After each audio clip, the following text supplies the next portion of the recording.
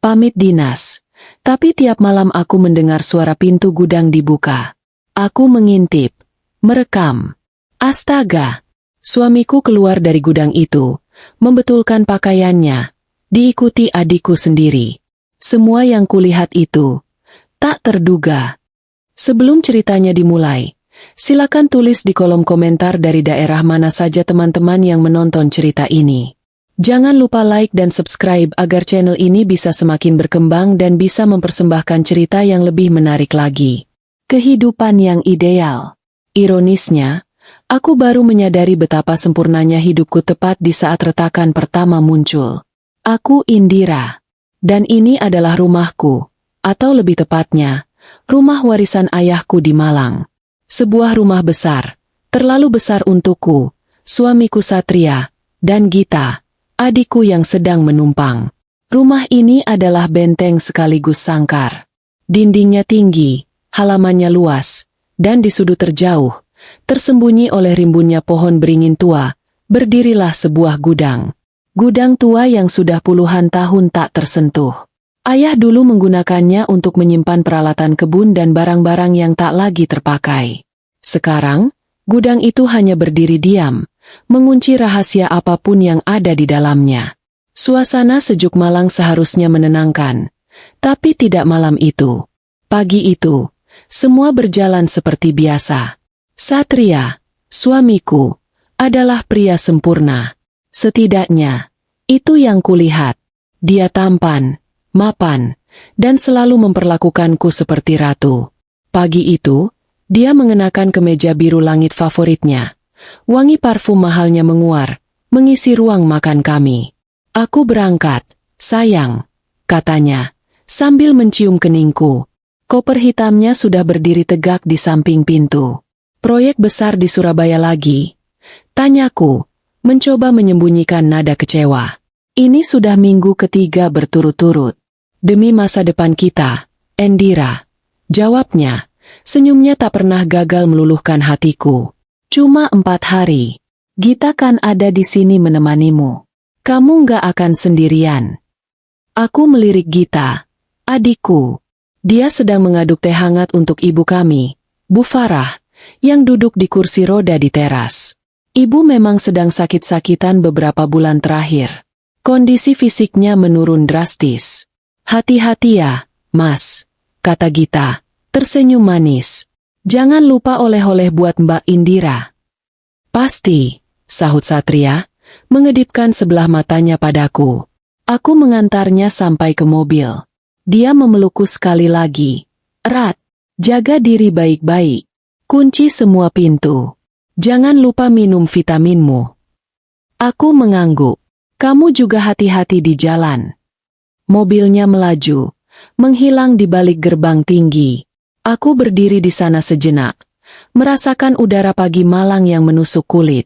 Ada perasaan ganjil yang merayap di hatiku. Perasaan yang cepat-cepat ku singkirkan. Aku pasti hanya rindu. Itu saja. Malam menjelang. Gita pamit masuk kamar lebih dulu. Aku capek banget. Mbak, mau istirahat? Iya, Dek. Selamat tidur. Aku memeriksa ibu. Beliau sudah terlelap di kamarnya. Napasnya terdengar teratur. Setelah memastikan semua pintu dan jendela terkunci, aku kembali ke kamarku di lantai 2. Hujan mulai turun. Awalnya rintik, lalu berubah deras, memukul-mukul jendela kaca kamarku. Aku mencoba membaca buku, tapi pikiranku melayang. Rumah ini terasa begitu kosong tanpa Satria. Hanya ada suara hujan dan detak jam dinding di lorong. Sekitar pukul 1 malam, aku terbangun. Bukan karena mimpi buruk, tapi karena suara itu. Nyik, krek. Suara engsel tua yang dipaksa bergerak. Suara besi berkarat yang saling bergesekan. Jantungku serasa berhenti berdetak. Aku menahan napas, mendengarkan. Suara itu datang dari luar. Dari arah gudang. Aku beringsut dari tempat tidur. Kakiku terasa dingin menyentuh lantai marmer. Aku berjalan pelan ke jendela, menyingkap tirai tebal sedikit. Di luar gelap total. Hujan masih deras, menyamarkan pandangan. Tapi aku bisa melihat siluet gudang itu di kejauhan. Berdiri seperti monster hitam yang sedang tidur. Ngii! Suara itu terdengar lagi. Lebih pelan. Seolah pintu itu sekarang sudah terbuka. Darahku berdesir. Siapa di luar sana tengah malam begini? Dalam hujan deras? Membuka gudang yang sudah puluhan tahun tak terpakai? Sebagian diriku ingin berteriak memanggil Gita. Tapi sebagian lagi melarangku. Aku takut. Aku meraih ponselku, berpikir untuk menelepon Satria. Tapi apa yang akan kukatakan? Bahwa aku mendengar suara aneh? Dia pasti akan menganggapku paranoid. Aku mencoba meyakinkan diri. Mungkin itu hanya angin. Ya, angin kencang bisa saja membuat pintu tua itu berdecit, meskipun terkunci. Atau mungkin seekor kucing liar yang besar, mencoba berteduh. Aku kembali ke tempat tidur, menarik selimut hingga menutupi kepalaku. Aku mencoba mengabaikan suara jantungku yang berdebar kencang. Aku mencoba mengabaikan bayangan-bayangan yang menari di sudut mataku. Malam itu, aku tidak bisa tidur. Aku terus mendengarkan. Menggu. Tapi tak ada suara lain selain deru hujan. Saat fajar akhirnya menyingsing, aku baru bisa memejamkan mata, meyakinkan diriku bahwa semua itu hanya imajinasiku. Hanya mimpi buruk yang terbawa oleh sepinya rumah dan derasnya hujan. Aku salah. Itu bukan imajinasi. Dan itu baru permulaan. Pagi datang dengan sinar matahari yang pucat, seolah berusaha keras menembus sisa-sisa mendung semalam. Aku terbangun dengan leher kaku dan mata berat. Semalaman aku terjaga, telingaku terus awas mendengarkan, tapi tak ada suara lain yang terdengar selain hujan yang perlahan reda menjelang subuh. Aku merasa konyol. Tentu saja itu angin. Atau kucing. Apalagi, gudang itu terkunci. Aku ingat betul, beberapa bulan lalu aku menyuruh tukang kebun memeriksa gemboknya, dan dia bilang gemboknya masih kuat, meski berkarat. Aku turun untuk sarapan.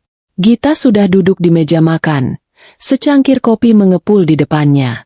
Dia terlihat segar, sangat kontras dengan keadaanku. Pagi, Mbak. Sapanya riang. Tidur nyenyak?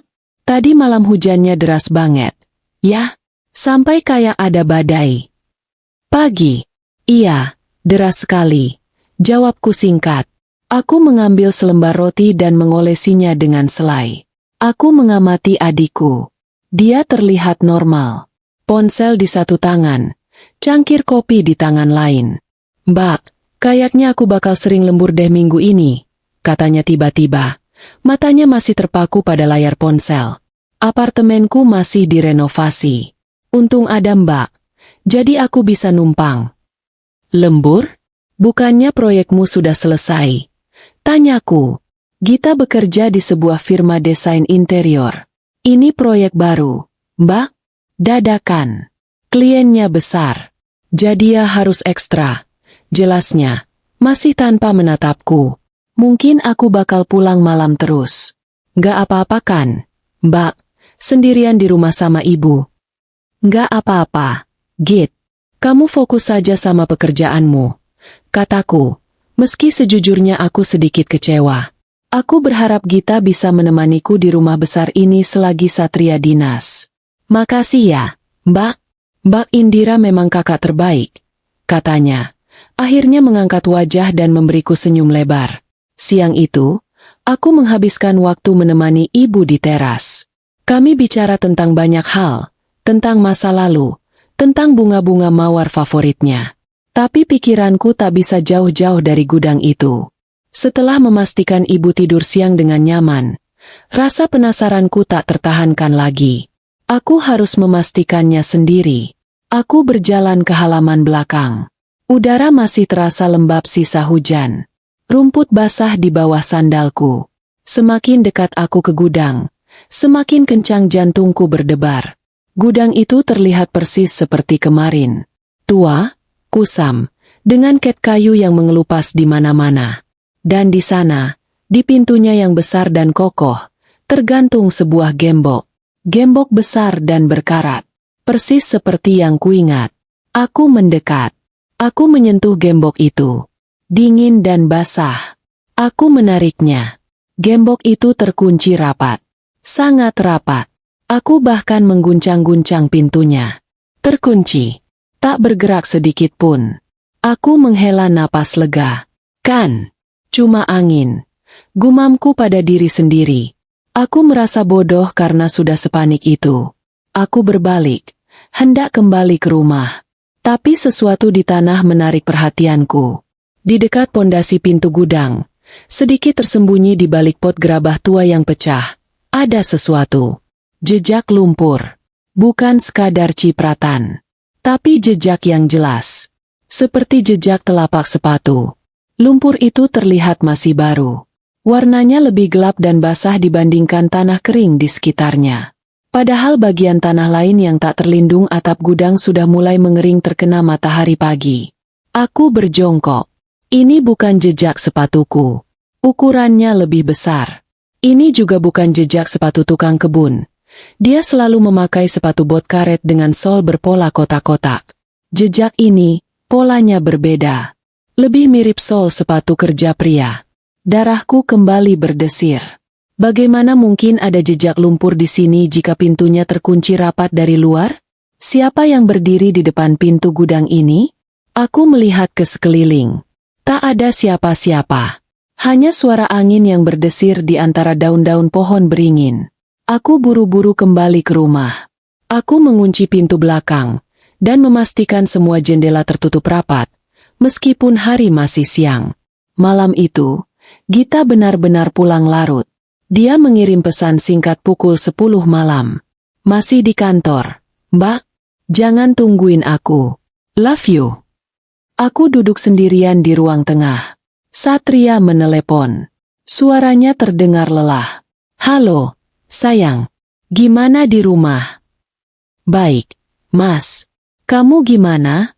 Pekerjaannya lancar. Lancar. Tapi capek banget. Rapat seharian. Ini baru mau istirahat. Katanya. Di latar belakang, aku bisa mendengar suara lalu lintas yang samar. Dia benar-benar di Surabaya. Mas, semalam aku dengar suara aneh. Suara apa? Tanyanya. Nadanya sedikit khawatir. Suara dari gudang. Kayak pintu dibuka. Terdengar helaan napas di seberang sana. Sayang, itu kan rumah tua. Gudangnya juga tua. Pasti cuma angin. Jangan mikir yang macam-macam. Ya, aku di sini jadi nggak tenang. Tapi Mas, tadi siang aku nemu jejak lumpur. Endira, potongnya. Kali ini lebih tegas namun tetap lembut. Kamu pasti kecapean. Atau mungkin itu jejak tukang kebun yang lupa kamu lihat kemarin. Sudah, ya. Istirahat. Minum teh hangat. Besok lusa aku pulang. Kita periksa bareng-bareng kalau kamu masih khawatir. Oke. Aku mengalah. Iya, Mas. Maaf ya, bikin kamu khawatir. Nggak apa-apa. Aku sayang kamu. Selamat tidur, ya. Telepon ditutup. Aku merasa sedikit lebih tenang, tapi juga ragu. Malam kedua. Satria masih dinas. Gita, lembur. Aku sendirian di rumah besar ini bersama ibu yang tertidur lelap. Aku tidak mematikan lampu kamarku. Aku sengaja duduk di kursi dekat jendela, menghadap ke halaman belakang. Minggu, pukul 1 dini hari. Tidak ada hujan. Malam cerah berbintang. Hening. Lalu, suara itu datang lagi. Nyi. Lebih pelan dari semalam. Lebih hati-hati. Tapi aku mendengarnya dengan sangat jelas. Kali ini, aku tidak takut. Aku marah. Aku meraih ponselku, membuka aplikasi kamera, dan mengarahkannya ke gudang. Tapi terlalu gelap. Aku tidak bisa melihat apa-apa. Lalu, aku mendengarnya lagi. Crack. Suara pintu ditutup. Jantungku berdebar begitu kencang hingga terasa sakit. Aku duduk mematung di kursi, menatap kegelapan di mana gudang itu berada. Pola ini terulang. Suamiku pergi. Adikku pergi. Suara itu datang. Ini bukan angin. Ini bukan kucing. Dan ini jelas bukan imajinasiku. Seseorang, atau sesuatu, ada di gudang itu. Dan mereka masuk saat mengira aku sudah tidur lelap. Pagi harinya, aku tidak langsung memeriksa gudang. Aku menunggu. Aku menunggu Gita bangun. Dia baru pulang pukul 3 pagi. Aku mendengarnya masuk dengan sangat pelan. Dia turun untuk sarapan pukul 9. Terlihat sangat lelah. Lembur lagi, Git? Tanyaku, berusaha senormal mungkin. Iya, Mbak. Gila. Kliennya rese banget. Revisi terus. Keluhnya sambil menguap. Aku mau tidur lagi ya, Mbak? Ngantuk berat. Dia kembali ke kamarnya. Sekarang, aku mengambil langkah mantap ke halaman belakang. Aku tidak peduli lagi. Aku tiba di depan gudang. Gembok itu masih di sana. Terkunci. Tapi jejak lumpur yang kemarin sudah agak kering, kini bertambah. Ada jejak baru yang tumpang tindih di atasnya. Lebih segar. Lebih basah. Seseorang telah kembali ke sini tadi malam. Mereka bisa masuk dan keluar dari gudang ini, sementara gembok besar itu tetap tergantung manis di pintunya. Bagaimana? Pikiranku buntu. Aku menatap pintu kayu yang kokoh itu. Lalu mataku menangkap sesuatu. Di bagian bawah pintu, sangat dekat dengan tanah, ada celah kecil. Tidak, bukan celah. Sebuah jejak gesekan. Seolah-olah seluruh bagian pintu itu. Aku mundur selangkah. Aku merasa mual. Aku tidak gila. Aku tidak paranoid. Ada yang sangat salah di rumah ini. Aku mengeluarkan ponselku. Tapi aku tidak menelepon Satria. Aku mencari nama lain di kontakku. Reka, sahabat lamaku. Seorang ahli IT. Aku harus tahu apa yang sebenarnya terjadi. Dan aku butuh bukti. Satria pulang 2 hari kemudian. Persis seperti yang dia janjikan. Dia masuk rumah membawa senyum cerah, koper di satu tangan, dan sekotak besar oleh-oleh pia khas Surabaya di tangan lainnya. Dia memelukku erat, mencium puncak kepalaku. Wangi parfumnya yang familiar bercampur dengan aroma lelah. Aku pulang, sayang. Kangen banget. Bisiknya di telingaku. Aku memaksakan senyum. Selamat datang kembali, Mas. Pelukan itu terasa berbeda. Pelukan yang sama yang selama ini memberiku rasa aman, kini terasa seperti lilitan. Aku merasakan kemejanya, memikirkan apakah dia memakai kemeja yang sama saat dia. Tidak. Aku harus tenang. Gimana rumah? Aman? Kamu nggak dengar suara-suara aneh lagi kan? Tanyanya sambil melepas sepatu. Dia terlihat tulus. Dia terlihat khawatir. Nggak ada. Aman. Mas. Mungkin benar. Cuma angin. Dustaku.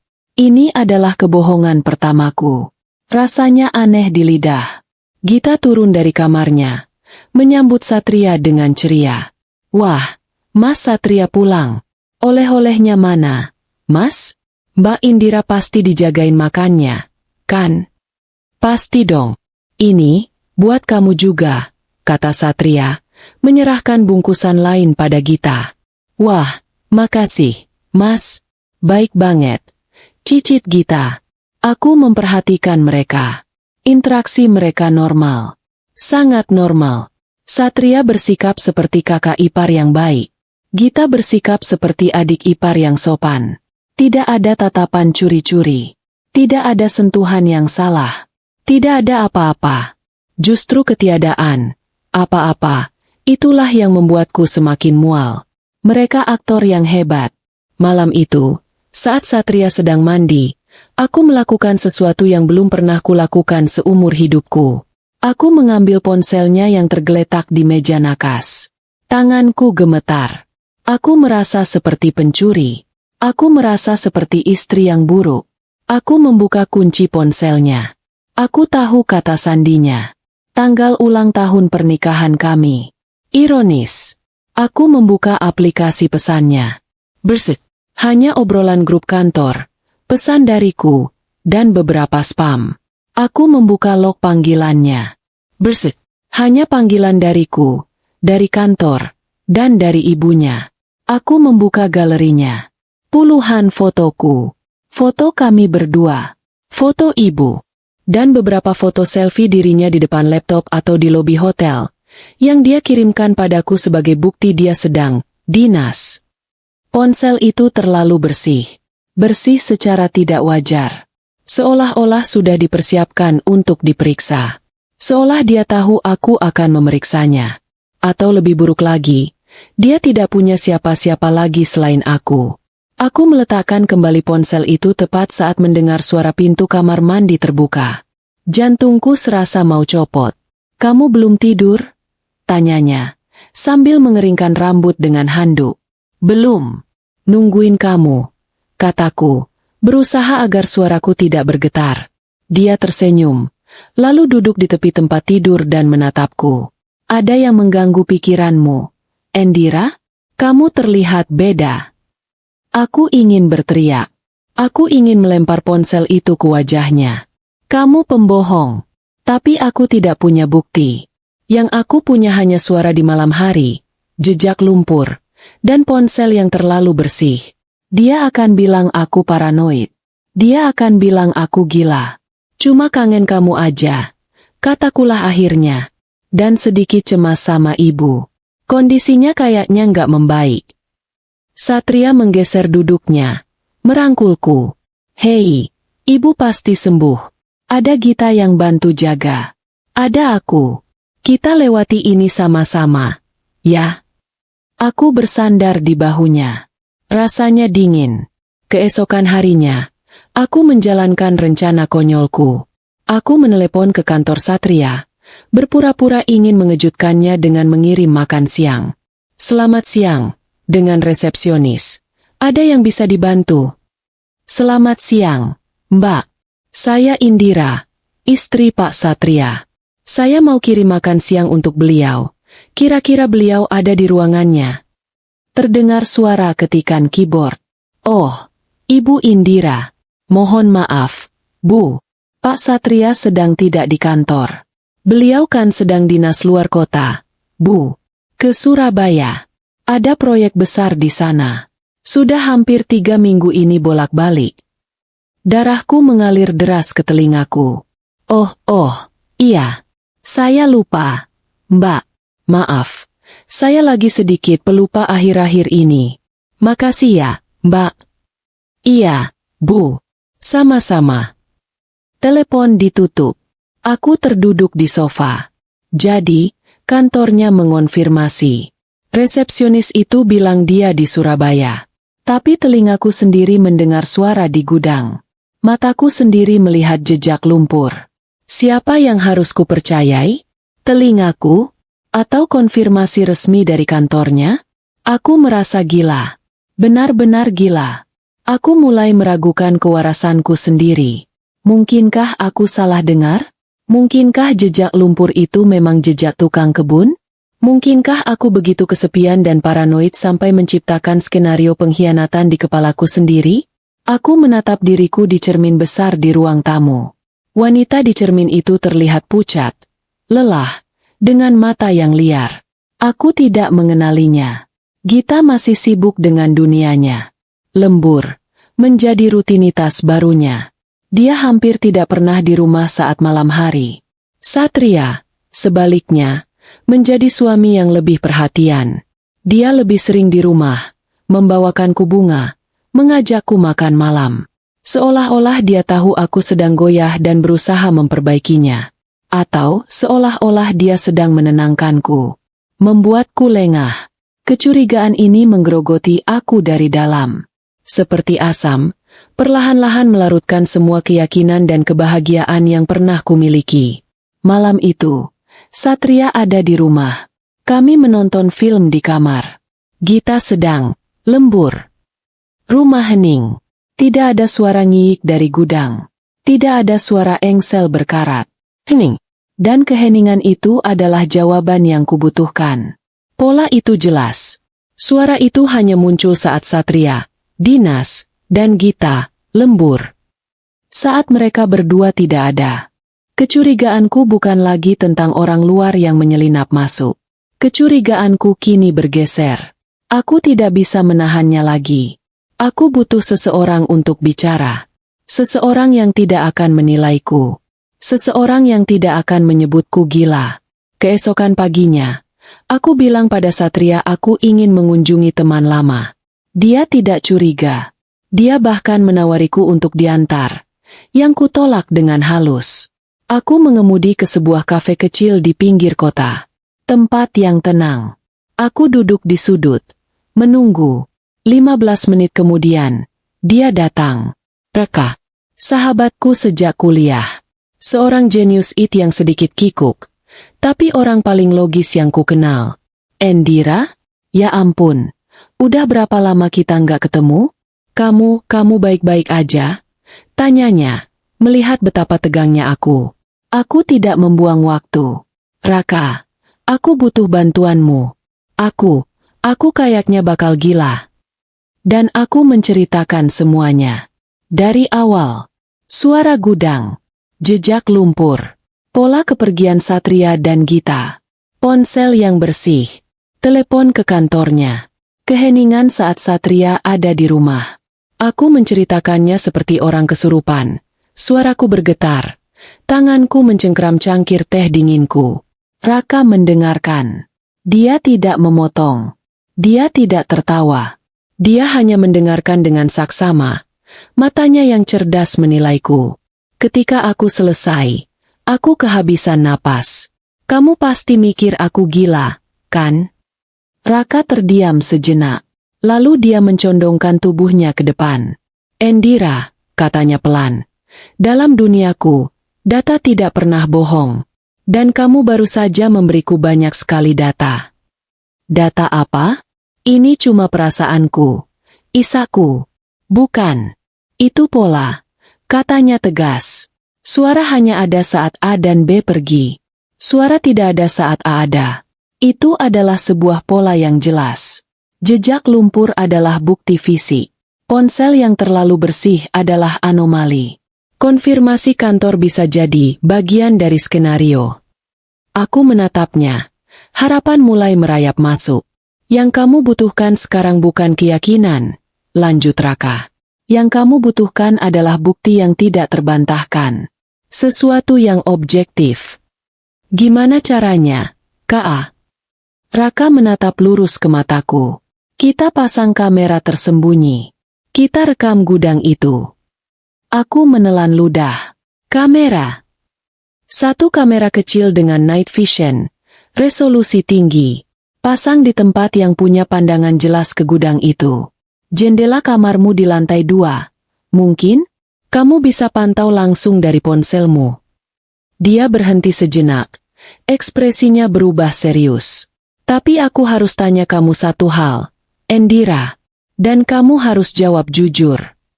Apa? Apa kamu siap melihat apa yang mungkin kamu temukan? Karena sekali kamu melihatnya, kamu gak akan bisa pura-pura tidak melihat lagi.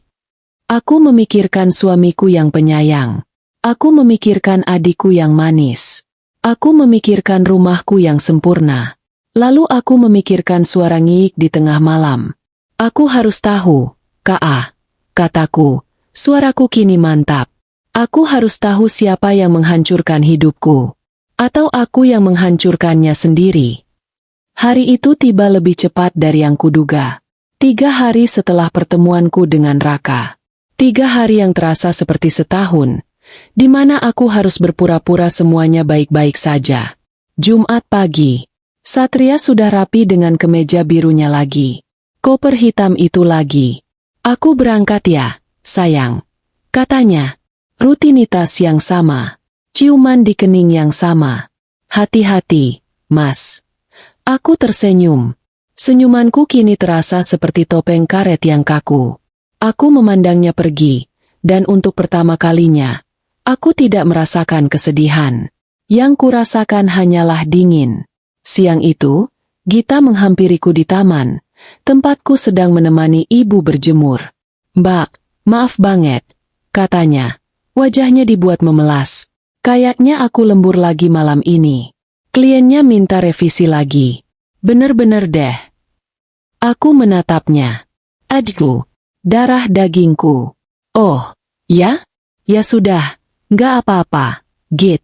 Kerjaanmu kan penting. Makasih, Mbak. Mbak Indira memang paling pengertian, katanya, memeluk lenganku. Aku ingin sekali menarik tanganku. Rasanya jijik. Pukul 7 malam. Gita pamit. Dia memakai blus cantik dan rok pensil. Dia terlihat profesional. Dia terlihat seperti wanita karir yang sibuk. Dia mencium pipi ibu, lalu pipiku. Aku pergi ya, Mbak. Jangan tungguin. Iya. Hati-hati. Begitu suara mobilnya menghilang dari gerbang, aku bergegas. Aku mengambil kotak kecil yang diberikan Raka. Di dalamnya ada kamera seukuran kancing baju. Raka sudah mengaturnya untukku. Terhubung ke aplikasi khusus di ponselku. Aku naik ke kamarku di lantai 2. Jendela ini punya pandangan sempurna. Langsung ke halaman belakang, lurus ke arah gudang. Aku membuka sedikit jendelanya. Di balkon kecil luar jendela, ada pot tanaman hias yang sudah agak layu. Dengan tangan gemetar, aku menyelipkan kamera itu di antara daun-daun kering. Aku mengaturnya agar lensanya mengarah tepat ke pintu gudang. Aku kembali ke dalam, menutup tirai, menyisakan celah kecil untukku mengintip. Aku membuka aplikasi di ponselku. Gambarnya muncul. Hitam putih. Berkat mode malam. Sedikit berbintik. Tapi jelas. Aku bisa melihat pintu gudang itu dengan jelas. Sekarang, tinggal menunggu. Rumah terasa begitu hening. Ibu sudah tidur sejak pukul 8. Setelah minum obatnya. Hanya ada aku dan kegelapan. Jam di dinding berdetak. Pukul 10 malam. Tidak ada apa-apa. Halaman tetap kosong. Pukul 11 malam. Mataku mulai perih. Keraguan mulai merayap lagi. Mungkin malam ini mereka tidak datang. Mungkin aku salah pasang kamera. Mungkin aku memang sudah gila. Pukul 12 malam. Aku hampir menyerah. Aku menguap. Mungkin aku harus tidur. Pukul 1 dini hari. Tepat pukul 1. Aku mendengarnya. Bahkan dari lantai 2. Dengan jendela tertutup rapat. Ngii. Mataku terbelalak, terpaku pada layar ponsel. Dan di sanalah pintu gudang itu. Pintu yang terkunci rapat dengan gembok besar dari luar. Pintu yang seharusnya tidak bisa dibuka. Bergerak. Pintu itu terbuka. Pelan. Dari dalam. Jantungku berhenti berdetak. Aku menahan napas. Sesosok bayangan keluar dari kegelapan gudang. Seorang pria. Pria itu melangkah keluar ke halaman, ke tempat cahaya bulan yang remang-remang menyentuhnya. Aku tidak perlu melihat wajahnya. Aku kenal postur tubuhnya. Aku kenal cara dia bergerak. Satria. Dia tidak memakai kemeja biru yang dia pakai saat berangkat dinas. Dia memakai kaos oblong gelap yang memeluk tubuhnya. Dia berdiri sejenak, membelakangi kameraku, seolah meregangkan badan. Dia mengusap rambutnya ke belakang. Lalu dia membetulkan pakaiannya. Dia menarik kaosnya ke bawah, merapikan celana panjangnya. Dia terlihat santai. Dia terlihat lega. Pikiranku kosong. Aku tidak bisa memproses ini. Dia tidak di Surabaya. Dia tidak pernah pergi. Dia berbohong. Dia bersembunyi di gudang? Selama ini? Tapi kenapa? Getaran di tanganku begitu hebat hingga ponselku hampir jatuh. Aku memaksakan jariku untuk menekan tombol. Rekam. Aku harus merekam ini. Aku merekam. Lalu, saat aku pikir duniaku sudah tidak bisa lebih hancur lagi, sosok kedua keluar dari gudang. Sosok yang lebih kecil, lebih ramping. Seorang wanita. Wanita itu melangkah keluar, berdiri di samping Satria. Cahaya bulan menyinari rambutnya yang panjang tergerai. Aku mengenalinya. Napasku tercekat di tenggorokan. Rasanya seperti ada tangan es yang meremas jantungku. Gita. Adikku. Dia tidak memakai pakaian kerjanya. Dia memakai, ya Tuhan, dia memakai kemeja. Kemeja pria. Kemeja yang kukenali sebagai salah satu kemeja Satria yang tergantung di lemari kami. Kemeja itu kebesaran di tubuhnya. Dipakai asal-asalan seperti baju tidur, dengan kancing atas terbuka, memperlihatkan. Aku memalingkan muka, mual. Tapi aku memaksa diriku untuk melihat lagi. Aku harus melihat. Gita tertawa. Suara tawanya yang pelan dan renyah terdengar mengerikan di keheningan malam. Dia melingkarkan tangannya di leher Satria. Satria balas memeluk pinggangnya. Dan kemudian, tepat di bawah jendela kamarku, di bawah cahaya bulan, di depan pintu gudang rahasia mereka, suamiku dan adikku berciuman. Bukan ciuman singkat. Bukan ciuman kakak adik ipar. Itu ciuman yang dalam. Pendek. Penuh gairah. Ciuman dua orang yang sangat akrab. Ciuman sepasang kekasih yang sudah lama memendam rindu. Mereka berciuman seolah tidak ada hari esok. Seolah mereka adalah satu-satunya dua orang di dunia. Aku masih merekam. Aku tidak tahu bagaimana aku masih bisa berdiri. Bagaimana aku masih bisa bernapas. Rasanya setiap tarikan napas adalah serpihan kaca. Mereka akhirnya melepaskan diri. Satria mengatakan sesuatu. Gita tertawa lagi. Lalu mereka berbalik. Bukan kembali ke gudang. Mereka berjalan bergandengan tangan, pelan, santai, menuju pintu belakang rumah. Menuju dapur. Mereka akan masuk rumah. Mereka akan tidur di kamar mereka masing-masing, yang hanya terpisah beberapa langkah dari kamarku. Seolah tidak ada yang terjadi. Aku menekan tombol, stop, pada rekaman. Ponsel itu terlepas dari tanganku yang mati rasa, jatuh ke pangkuanku. Aku tidak berteriak. Aku tidak menangis. Aku tidak melakukan apa-apa. Aku hanya duduk di sana, dalam kegelapan kamarku. Hampa. Duniaku tidak runtuh. Kata itu terlalu lembut. Duniaku menguap, lenyap dalam sekejap, digantikan oleh lubang hitam yang dingin dan tak berdasar. Pria yang kunikahi, wanita yang berbagi darah denganku. Dua orang yang paling kucintai dan paling kupercayai di dunia ini. Mereka tidak hanya berselingkuh. Mereka melakukannya di bawah hidungku. Di rumahku sendiri. Di warisan ayahku. Mereka mempermainkanku. Mereka menertawakanku. Aku menatap layar ponselku.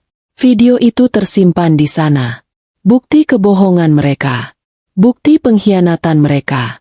Rasa sakit yang tadinya begitu hebat, yang membuatku nyaris pingsan, perlahan surut. Dan di tempatnya yang kosong, sesuatu yang lain mulai tumbuh. Sesuatu yang dingin. Sesuatu yang tajam. Sesuatu yang gelap. Bukan lagi kesedihan. Ini adalah amarah. Amarah yang murni dan membara. Mereka pikir aku bodoh. Mereka pikir aku lemah. Mereka salah. Aku duduk dalam gelap. Entah berapa lama. Mungkin 10 menit. Mungkin 1 jam. Waktu kehilangan artinya. Yang ada hanya layar ponsel di pangkuanku. Layarnya sudah mati, tapi bayangan video itu terpatri di mataku. Astaga! Suamiku keluar dari gudang itu sambil membetulkan pakaiannya. Diikuti adikku sendiri. Rekaman itu. Suara tawa Gita. Cara Satria merapikan celananya. Ciuman itu. Rasanya seperti ada yang menancapkan pisau es ke dadaku. Lalu memutarnya perlahan. Dinginnya menjalar. Membekukan darahku. Membuatku kaku. Aku tidak bisa menangis. Air mata terasa seperti kelemahan yang tidak pantas kuberikan pada mereka. Aku mendengar suara pintu di lantai bawah. Pelan. Lalu suara langkah kaki. Gita. Dia kembali ke kamarnya. Beberapa menit kemudian, langkah kaki yang lain. Satria. Dia masuk ke kamar mandi di seberang lorong. Mereka ada di rumah ini. Mereka tidur di bawah atap yang sama denganku. Itu. Keinginan pertama yang meledak di benakku adalah kehancuran. Aku ingin mengambil ponsel ini, menyerbu ke kamar Gita, menyalakan lampunya, dan melemparkan ponsel ini ke wajahnya. Aku ingin dia melihat apa yang kulihat. Lalu aku ingin berlari ke kamar mandi, mendobrak pintunya, dan menunjukkannya pada Satria. Aku ingin melihat wajah mereka. Aku ingin melihat kepanikan mereka. Aku ingin mereka tahu bahwa aku tahu. Aku ingin mereka menderita. Tanganku sudah mengepal. Kakiku sudah bergerak. Siap bangkit dari kursi. Aku akan melakukannya. Aku akan mengakhiri sandiwara ini malam ini juga. Lalu, dari kamar sebelah kamarku, aku mendengar suara. Uhuk, uhuk. Suara batuk yang kering dan lemah. Ibu. Aku membeku. Semua amarah, semua keinginan untuk menghancurkan, mendadak surut, tergantikan oleh rasa dingin yang lain. Rasa dingin yang menusuk tulang. Ibu. Kondisinya yang terus memburuk. Obat-obatan yang disiapkan Gita setiap malam. Wajah Gita yang selalu tersenyum manis saat menyuapi ibu. Diminumnya. Bu, biar cepat sembuh. Gita, yang baru saja keluar dari gudang, memakai kemeja suamiku. Logika. Sebuah kata yang aneh, yang tiba-tiba muncul di tengah badai emosiku. Luka dan logika. Jika aku melabrak mereka sekarang, apa yang akan terjadi? Mereka akan panik. Mereka akan menyangkal. Video itu cuma salah paham. Mbak, Mas Satria kedinginan. Aku pinjamkan kemeja. Bohong. Mereka akan berbohong. Mereka akan memutarbalikkan fakta. Mereka akan menyebutku gila, pencemburu, paranoid. Dan jika ada sesuatu yang lebih besar dari sekadar perselingkuhan murahan, jika batuk ibu ada hubungannya dengan mereka, maka melabrak mereka sekarang adalah hal terbodoh yang bisa kulakukan. Aku akan memberi mereka peringatan. Aku akan memberi mereka waktu untuk menutupi jejak mereka. Aku akan memberi mereka kesempatan untuk apa?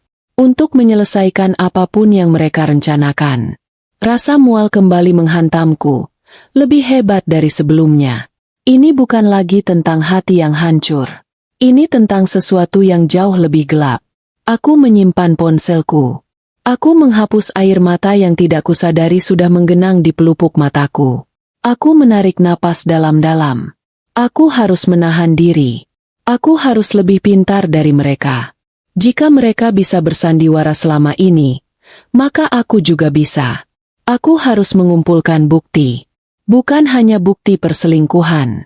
Aku butuh bukti yang bisa mengunci mereka selamanya. Aku butuh Raka. Pagi harinya, aku bersikap seolah tidak terjadi apa-apa. Ini adalah penampilan terberat dalam hidupku. Aku turun untuk sarapan. Gita sudah di sana, tersenyum cerah. Pagi, Mbak. Nyenyak tidurnya. Aku ingin sekali menyiram wajahnya dengan kopi panas. Tapi aku hanya tersenyum. Pagi. Lumayan. Kamu semalam pulang jam berapa? Katanya lembur. Dia sedikit tegang. Hanya sepersekian detik. Tapi aku melihatnya. Iya, Mbak. Jam 2 pagi baru sampai. Gila, capek banget. Bohong. Dia pulang pukul 1 lewat sedikit. Bersamaku suamiku. Kasihan, kataku. Suaraku kubuat penuh simpati. Nanti Mbak pijitin, ya? Satria muncul. Sudah rapi dengan pakaian kantor. Bukan pakaian dinas. Dia mencium keningku. Pagi, sayang. Kulitku meremang. Rasanya seperti disentuh ular. Tapi aku memaksakan diri untuk tidak menghindar. Pagi, Mas. Semalam kamu tidur cepat, ya? Mas ketuk pintu kamar. Kamu nggak jawab. Katanya. Jantungku berdebar. Dia mengetuk. Kapan? Oh, ya? Maaf, Mas. Aku capek banget. Langsung tidur. Nggak apa-apa. Dia tersenyum. Hari ini aku ada rapat di kantor pusat. Mungkin pulang agak sore. Kamu nggak apa-apa di rumah? Nggak apa-apa, kataku. Sempurna. Setelah mereka berdua pergi, Satria ke kantor sungguhan, Gita ke pekerjaan sungguhannya. Aku segera menelepon Raka. Aku sudah dapat rekamannya, kataku begitu dia mengangkat telepon. Suaraku datar. Hening sejenak di seberang sana. Seburuk itu. Lebih buruk. Temui aku di tempat kemarin. 1 jam lagi. Aku menunjukkan video itu padanya di kafe yang sepi. Aku tidak melihat layarnya. Aku tidak sanggup. Aku hanya memperhatikan wajah Raka. Wajahnya mengeras. Dia mengumpat pelan. Brengsek. Suamimu dan adikmu sendiri, Endira. Aku mengangguk, menelan ludah yang terasa pahit. Itu baru setengahnya. Maksudmu? Aku nggak melabrak mereka, kataku. Semalam, aku sadar. Ibuku, kondisinya makin parah. Gita yang merawatnya. Gita yang siapkan obatnya. Mata Raka melebar. Endira, jangan bilang. Aku nggak tahu, Ka, potongku cepat. Tapi instingku bilang ini lebih besar dari sekadar seks di gudang. Mereka nggak mungkin sebodoh itu. Mengambil risiko ketahuan hanya untuk itu. Raka terdiam. Dia memutar ulang video itu. Lagi. Dan lagi. Tapi kali ini, dia tidak melihat ke arah Satria dan Gita. Dia menyipitkan mata, melihat sesuatu yang lain. Tunggu, katanya. Dia memperbesar video itu. Gambarnya pecah, tapi masih terlihat. Lihat apa? Tanyaku, terpaksa ikut melihat. Bukan mereka. Raka menunjuk ke sudut atas rekaman. Di dekat atap gudang, di bagian yang gelap. Lihat itu. Aku menyipitkan mata. Apa? Aku nggak lihat apa-apa. Itu, katanya, jarinya menekan layar.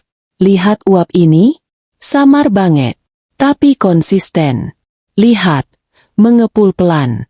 Itu bukan asap rokok. Aku melihatnya. Ya, gumpalan tipis yang bergerak. Itu bukan gudang biasa, Endira, kata Raka, suaranya serius. Gudang tua nggak butuh ventilasi pembuangan udara di jam 1 dini hari. Itu uap panas. Atau pembuangan kimia. Uap dari sesuatu yang dimasak. Sesuatu yang butuh sirkulasi udara besar. Perutku melilit.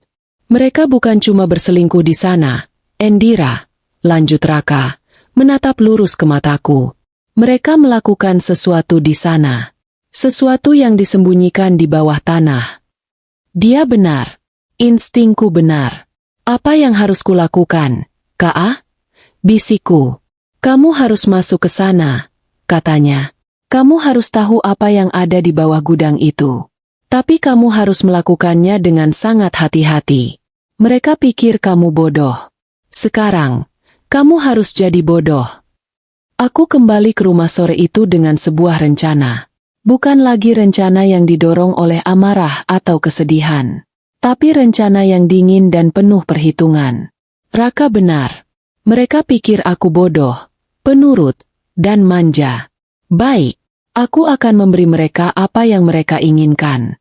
Sandiwara dimulai saat makan malam. Satria pulang, mengeluh tentang rapat yang panjang. Aku menyambutnya dengan senyum. Aku membawakannya minum. Aku memijat bahunya. Capek banget ya, Mas? Kasihan. Kataku dengan nada manja yang kubuat-buat. Dia terlihat sedikit terkejut, tapi senang. Iya, sayang. Tapi dipijit kamu gini, langsung hilang capeknya. Dia membelai tanganku. Aku menahan keinginan untuk menarik tanganku. Gita juga ada di sana. Dia tidak lembur malam itu. Mbak, tadi ibu makannya lahap banget. Kata Gita, bangga. Obatnya juga udah diminum semua. Oh ya? Bagus dong. Aku tersenyum pada adikku. Senyuman palsu terlebar yang bisa kuberikan. Makasih ya, Git. Kamu emang adik paling hebat. Mbak nggak tahu deh gimana kalau nggak ada kamu. Gita tersipu. Ah, Mbak, bisa aja. Udah kewajibanku, kan? Malam itu, di tempat tidur, aku melakukan hal yang paling menjijikan. Aku bersandar pada Satria saat kami menonton televisi. Aku bersikap seolah aku adalah istri yang paling bahagia di dunia. Aku harus membuatnya lengah. Aku harus membuatnya percaya bahwa aku tidak curiga sama sekali. Mas, kataku pelan. Aku kangen deh liburan. Nanti kalau proyek kamu selesai, kita liburan ya? Berdua aja. Dia menoleh, tersenyum. Pasti, sayang. Kamu mau kemana? Ke Bali lagi. Terserah Mas aja. Yang penting berdua, kataku. Dia memelukku lebih erat. Iya, sayang. Pasti. Kebohongan di atas kebohongan. Kami berdua adalah pembohong ulung. Ternyata, hari-hari berikutnya, aku adalah bayangan dari diriku yang dulu. Aku menjadi Indira yang lebih bodoh, lebih manja, lebih tidak peduli pada apapun selain belanja dan perawatan salon. Aku sengaja membicarakan hal-hal sepele. Tas baru, gosip artis. Aku membuat diriku terlihat dangkal. Satria dan Gita menelan umpanku bulat-bulat. Aku bisa melihatnya dari cara mereka bicara padaku. Mereka semakin santai. Mereka tidak lagi berbisik-bisik saat aku datang. Mereka menganggapku tidak ada. Sempurna. Aku menunggu kesempatanku. Aku butuh waktu di mana Satria benar-benar pergi ke kantor. Bukan, dinas, palsu, dan Gita juga sibuk di luar. Hari itu datang seminggu kemudian. Hari Rabu. Satria ada rapat penting dengan klien dari Jakarta di kantornya di pusat kota. Gita bilang dia harus mengurus material untuk klien barunya seharian penuh. Rumah itu akan kosong. Hanya ada aku dan ibu. Dan pembantu rumah tangga yang selalu pulang sebelum tengah hari. Tapi aku punya satu masalah. Kunci. Gudang itu terkunci dengan gembok besar. Aku tahu dari rekamanku bahwa mereka membuka pintu gudang itu. Berarti salah satu dari mereka memegang kuncinya. Gita. Aku yakin Gita yang membawanya. Dia lebih ceroboh daripada Satria. Pagi itu, sebelum Gita berangkat, aku menjalankan rencanaku. Dia sedang sarapan terburu-buru. Aku, tidak sengaja, menumpahkan segelas jus jeruk di atas tas kerjanya. Ya ampun, Mbak, serunya, kaget dan kesal. Aduh, maaf, Git, maaf banget. Tangan Mbak licin. Aku langsung mengambil lap, berpura-pura panik. Sini, biar Mbak bersihkan. Aduh, ini tasku mahal, Mbak. Nanti lengket. Gerutunya. Dia mengambil tas itu dan membawanya ke wastafel dapur untuk mengelapnya sendiri. Saat itulah aku beraksi. Dalam sepersekian detik saat dia membelakangiku, aku mengambil dompet kecil dari dalam tasnya yang terbuka. Bukan dompet uang, tapi dompet kecil tempat dia biasa menyimpan kunci-kunci. Aku tahu dia tidak akan langsung sadar. Aku bergegas ke kamarku. Mbak, ambil tisu basah dulu di atas. Teriakku. Di kamar. Tanganku gemetar. Aku membuka dompet kunci itu. Ada kunci mobil, kunci apartemen lamanya, kunci laci dan di sana. Satu kunci kuningan yang tua. Warnanya kusam dan bentuknya beda sendiri. Kunci gembok gudang. Jantungku berdebar kencang. Aku mengambil kunci itu. Lalu memasukkan kembali dompet kunci itu ke dalam saku jubah tidurku. Aku kembali ke dapur. Gita masih menggerutu sambil mengeringkan tasnya. Maaf ya, Git. Nanti Mbak ganti deh kalau rusak. Kataku, pura-pura merasa bersalah. Nggak usah, Mbak. Tapi lain kali hati-hati dong. Katanya ketus. Aku mengembalikan dompet kuncinya ke dalam tas saat dia tidak melihat. Dia tidak akan sadar kunci itu hilang sampai dia membutuhkannya lagi. Dan saat itu, aku harap semuanya sudah terlambat. Pukul 11 siang. Pembantu sudah pulang. Ibu sedang tidur siang di kamarnya. Aku sendirian. Aku menggenggam kunci kuningan itu. Rasanya dingin di telapak tanganku yang berkeringat. Aku berjalan ke halaman belakang. Matahari bersinar terik, membuat suasana semakin mencekam. Pohon beringin itu terlihat seperti penjaga yang menakutkan. Aku berdiri di depan pintu gudang. Gembok besar berkarat itu tergantung di sana. Sebuah lelucon yang kejam. Aku memasukkan kunci itu ke lubang gembok. Tanganku gemetar hebat sampai aku harus mencobanya 2 kali. Klik. Bunyi pelan itu terdengar seperti ledakan di keheningan siang hari. Aku menarik kunci.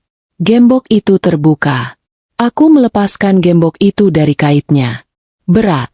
Sekarang, pintunya. Aku menarik gagang kayu yang sudah lapuk itu. Pintunya berat. Aku harus menggunakan seluruh kekuatanku. Ngii.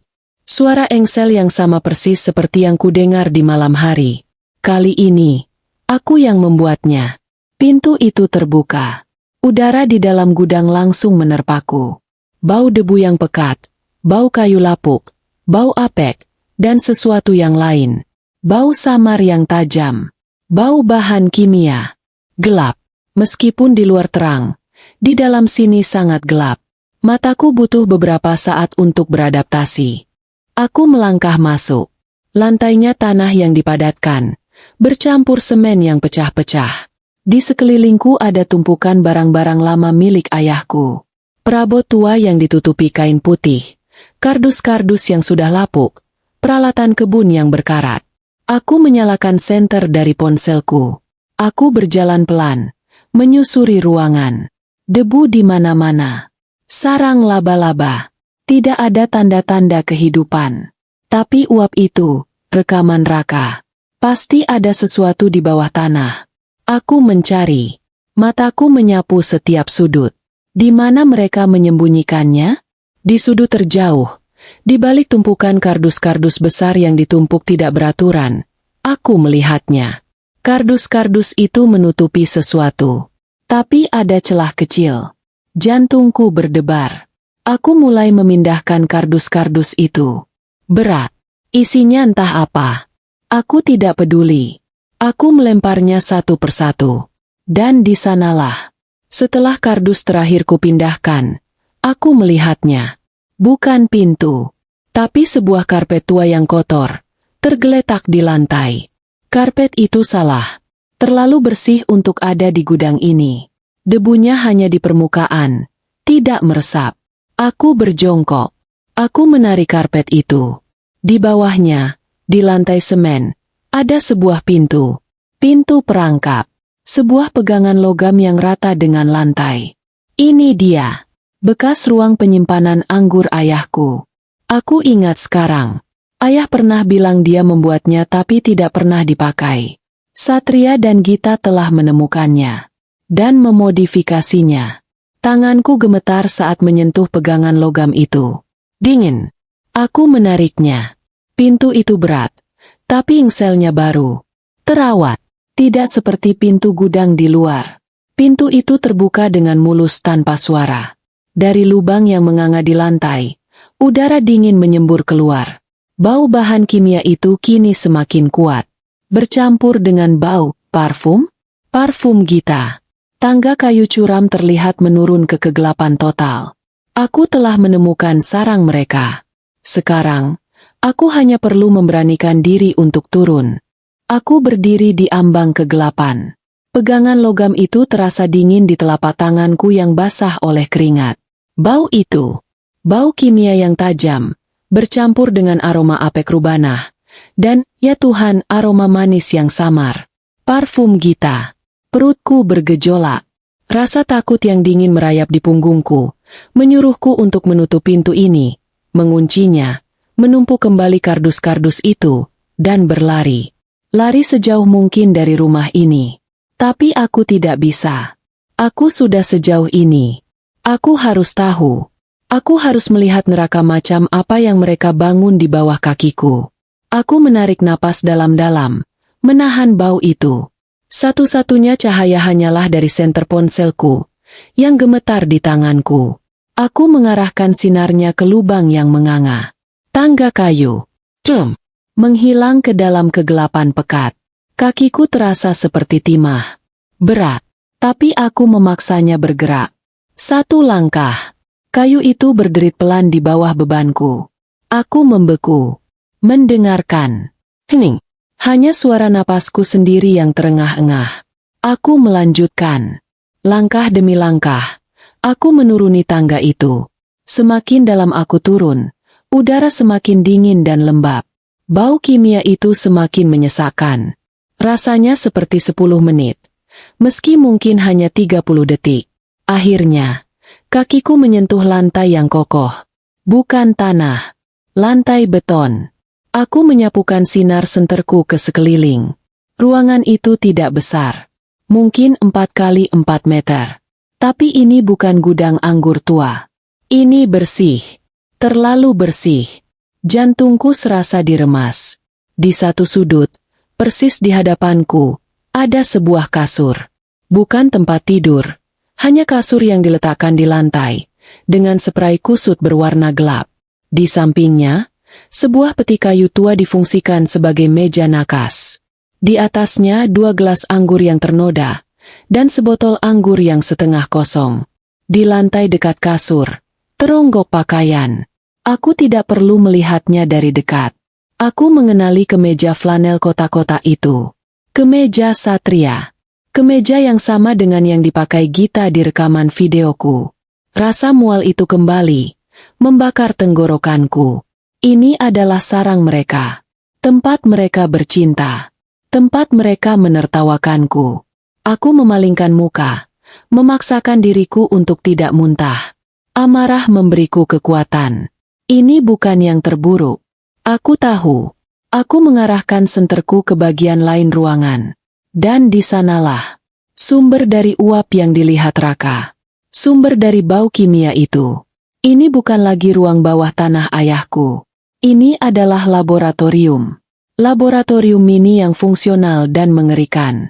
Di sepanjang dinding seberang, berjajar meja-meja stainless steel. Di atasnya tertata rapi peralatan yang tidak seharusnya ada di sini. Gelas-gelas ukur, tabung reaksi, pembakar bunsen, timbangan digital yang presisi, dan sebuah mesin aneh yang berdengung pelan, mungkin semacam alat pencampur atau pengemas. Di dinding, ada rak. Rak itu penuh dengan botol-botol kecil yang seragam. Ratusan. Semuanya sudah disegel, siap kirim. Di sudut lain, ada karung-karung putih, tanpa merek. Hanya kode-kode aneh tertulis di sisinya. Bahan baku. Aku mendekati salah satu meja. Di sana tergeletak sebuah laptop yang terbuka. Layarnya hitam. Di sampingnya, tumpukan stiker label. Aku mengambil satu. Mataku menyipit dalam cahaya senter yang redup. Langsing instan. Formula herbal super. Teruji dan aman. Di bawahnya, ada nama perusahaan. Nama yang membuat darahku membeku. Pharma Jaya Mandiri. Nama itu adalah nama cikal bakal perusahaan farmasi ayahku. Nama yang sudah lama tidak dipakai. Puluhan tahun sebelum ayah membangun perusahaan utamanya. Mereka mencatut nama lama keluargaku. Mereka menggunakan warisanku untuk memproduksi. Aku mengambil salah satu botol yang sudah jadi dari rak. Obat diet ilegal berbahaya yang sedang viral, kata Raka. Ini dia. Mereka membuatnya di sini. Di bawah rumahku. Mereka tidak hanya mengkhianatiku. Mereka meracuni orang lain demi uang. Aku gemetar hebat. Tapi bukan karena takut. Ini adalah kemarahan yang begitu murni, begitu panas, hingga rasanya membakar kulitku. Aku harus pergi. Aku harus menelepon polisi. Tapi, ibuku, sesuatu masih belum pas. Ini besar. Ini kejahatan serius. Tapi, kenapa ibuku? Kenapa aku? Mataku tertuju pada laptop itu lagi. Di sampingnya, bukan hanya stiker. Ada buku catatan spiral. Buku catatan biasa yang bisa dibeli di toko mana saja. Tanganku yang gemetar meraihnya. Aku membukanya. Halaman pertama penuh dengan angka. Perhitungan. Formula. Gram. Mililiter. Margin keuntungan. Nama-nama distributor. Aku membalik halaman. Dan di sanalah. Judul di halaman baru itu ditulis dengan spidol merah. Jurnal eksperimen. Di bawahnya, ada 2 subjudul. Subjek F dan Subjek I. Aku tidak perlu berpikir. Aku tahu. F untuk Farah. Ibuku. I untuk Indira. Aku. Jantungku seperti berhenti berdetak. Aku membaca. Hari 1. Subjek F dosis 0,2 mg, arsen. Dicampur dalam teh malam. Efek. Tidak ada yang terlihat. Subjek tidur seperti biasa. Hari 3. Subjek I dosis 0,1 mg, arsen. Dicampur dalam vitamin pagi. Efek. Subjek mengeluh pusing ringan. Dianggap kelelahan. Sempurna. Hari 5. Subjek F dosis dinaikkan 0,4 mg. Efek. Mual ringan di pagi hari. Batuk kering. Gita melaporkan subjek F mengira ini hanya masuk angin biasa. Hari 10. Subjek I dosis 0,2 mg. Efek. Letargi. Subjek terlihat pucat dan kurang tidur. Satria berhasil meyakinkan subjek bahwa dia hanya stres. Aku terus membaca. Halaman demi halaman. Tulisan tangan yang rapi. Aku tidak tahu itu tulisan Satria atau Gita, tapi itu tidak penting. Merinci dengan dingin bagaimana mereka meracuniku dan ibuku. Pelan. Perlahan. Dosis rendah yang konsisten. Tujuannya jelas. Mereka tidak hanya ingin aku sakit. Mereka tidak hanya ingin ibu sakit. Di halaman terakhir, ada sebuah rencana. Sebuah garis waktu. Target kematian subjek F. Tanggal, sebulan dari sekarang. Penyebab, gagal jantung. Alami. Target kematian subjek I. Tanggal, 3 bulan dari sekarang. Penyebab, gagal ginjal. Alami. Aset terkonsolidasi. Semua warisan jatuh ke Gita sebagai satu-satunya ahli waris yang tersisa setelah Satria menikahinya. Rencana 2 tahun berhasil. Aku menjatuhkan buku itu. Buku itu jatuh ke lantai dengan suara blap yang pelan, tapi di telingaku itu terdengar seperti ledakan. Mereka akan membunuhku. Mereka akan membunuh ibuku. Ini bukan hanya tentang perselingkuhan. Ini bukan hanya tentang uang. Ini adalah rencana pembunuhan berencana yang keji, dingin, dan sudah berjalan berbulan-bulan. Rasa takut itu hilang. Lenyap. Yang tersisa hanyalah es. Aku harus keluar dari sini. Tapi aku tidak bisa pergi dengan tangan kosong. Jurnal itu. Aku harus mengambilnya. Bodoh. Jika aku mengambilnya, mereka akan tahu saat mereka kembali. Mereka akan panik. Mereka akan kabur. Atau lebih buruk, mereka akan mempercepat rencana mereka. Aku harus mengembalikannya. Tapi aku butuh bukti. Ponselku. Aku memotret. Halaman demi halaman. Tanganku tidak lagi gemetar. Aku fokus. Setiap entry. Setiap dosis. Setiap rencana tanggal kematian. Aku memotret label obat diet itu. Aku memotret karung-karung bahan baku. Aku memotret tumpukan botol. Lalu aku melihatnya. Di sebelah laptop. Sebuah hard disk eksternal kecil. Bukti kunci. Kata Raka. Aku tidak berani menyalakan laptopnya. Aku tidak tahu kata sandinya. Tapi hard disk ini. Mungkin ini adalah salinannya. Aku tidak bisa mengambilnya. Mereka akan sadar. Tapi di sebelah hard disk itu, ada sebuah vial kecil, terpisah dari yang lain. Di atasnya ada tulisan tangan, arsen, stok murni. Aku mengambilnya. Aku juga mengambil 1 botol obat diet yang sudah jadi dari rak. Aku menaruhnya di sakuku. Aku meletakkan kembali jurnal itu persis di tempatnya. Aku menutupnya. Aku berjalan mundur. Pelan. Menyapu lantai dengan ujung sepatuku untuk menutupi jejak kakiku. Meski aku tahu itu sia-sia. Aku menaiki tangga, tidak pernah sekalipun membelakangi laboratorium itu. Di atas, aku menutup pintu perangkap itu. Bunyinya nyaris tak terdengar. Aku memasang kembali karpetnya. Lalu aku menumpuk kembali kardus-kardus itu. Satu persatu. Di tempat yang sama. Aku berusaha mengingat posisi setiap lipatan dan sobekan di kardus-kardus itu. Saat selesai, semuanya terlihat normal, seperti gudang tua yang berdebu. Aku berjalan keluar, mengunci gembok itu dengan kunci kuningan. Klik. Aku kembali ke rumah di bawah sinar matahari yang sama teriknya. Tapi dunia sudah tidak lagi sama. Warnanya sudah hilang. Aku bukan lagi Indira. Aku tidak tahu aku ini siapa. Tapi aku tahu apa yang harus kulakukan. Mereka sudah menulis skenarioku. Mereka sudah menetapkan tanggal kematianku. Baik. Sekarang, Giliranku yang menulis akhir cerita ini. Aku masuk ke rumah. Aku tidak ingat bagaimana aku bisa berjalan dari gudang ke kamarku.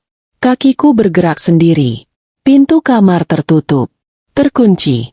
Aku bersandar di pintu. Punggungku dingin menempel di kayu. Lalu, tubuhku menyerah. Aku berlari ke kamar mandi. Aku muntah. Aku memuntahkan semua sarapan yang tidak kuingat ku makan. Aku memuntahkan semua ilusi tentang hidupku yang sempurna. Yang keluar hanyalah cairan pahit yang membakar tenggorokan. Aku terduduk di lantai kamar mandi yang dingin. Gemetar. Aku menatap dua benda di tanganku. Satu botol obat diet palsu. Satu vial kecil berisi racun. Aku bisa mati sekarang. Mereka bisa membunuhku. Tapi kemudian aku memikirkan ibuku. Subjek F. Batuknya. Kelelahannya. Es itu kembali. Rasa dingin yang menenangkan dan mematikan. Aku bangkit. Aku mencuci muka. Aku berkumur. Aku menatap bayangan di cermin. Mataku bengkak. Wajahku pucat. Tapi mataku tidak lagi takut. Mataku kosong. Dan di dalam kekosongan itu, ada api. Aku mengambil ponselku. Jariku dengan mantap menekan nomor Raka. Dia mengangkat di dering kedua. Endira? Gimana? Suaraku keluar. Serak. Tapi stabil. K.A. Kataku. Ini lebih buruk dari yang kita bayangkan. Ini bukan cuma obat ilegal. Aku berhenti sejenak. Mengambil napas. Ini pembunuhan. Mereka meracuniku. Mereka meracuni ibuku. Pelan-pelan. Aku punya buktinya. Aku butuh kamu. Sekarang, bawa semua peralatanmu. Hening di seberang sana. Aku bisa mendengar napasnya yang tertahan. Peralatan apa? Tanyanya pelan. Peralatan terbaikmu, kataku. Aku tidak mau lapor polisi. Belum. Aku butuh rekaman. Aku butuh mereka mengaku. Bawa kamera. Bawa penyadap suara. Kita akan memasang perangkap. Endira, ini gila. Ini terlalu berbahaya. Kita harus ke polisi. Polisi. Aku tertawa. Suaranya terdengar asing dan mengerikan di telingaku sendiri. Polisi akan datang. Satria akan bicara. Dia licin. K.A. Dia akan menyalahkan Gita. Gita akan menangis. Bilang dia dipaksa. Mereka akan saling tuduh. Buktiku? Foto di ponsel? Jurnal yang bisa mereka bakar kapan saja? Vial ini? Mereka akan bilang aku menjebak mereka. Aku tidak mau mereka lolos. Aku mau mereka hancur. Hancur sehancur-hancurnya. Dengan kata-kata mereka sendiri. Aku mendengarnya menghela napas panjang. Aku di jalan. Katanya. Jangan lakukan apa-apa sampai aku tiba. Kunci pintumu. 1 jam kemudian, Raka ada di kamarku. Dia terlihat pucat setelah aku menceritakan semuanya. Dia memandangi foto-foto di ponselku. Wajahnya mengeras. Bajingan, bisiknya. Dia menatapku. Kamu monster. Endira. Tapi monster yang ada di pihak kita. Jangan puji aku. Kataku datar. Kita tidak punya banyak waktu. Gita bilang dia akan pulang sore ini. Satria juga. Kita harus bergerak sekarang. Mereka bisa pulang kapan saja. Tidak akan, kataku. Aku sudah memikirkannya. Aku mengambil ponselku, menelepon Gita. Dia mengangkat. Halo, Mbak? Ada apa? Git. Ya ampun. Kamu di mana? Mbak panik banget. Ini ibu tiba-tiba sesak napas. Aku membuat suaraku seolah aku diambang tangis. Apa? Sesak? Kok bisa? Mbak udah kasih obat?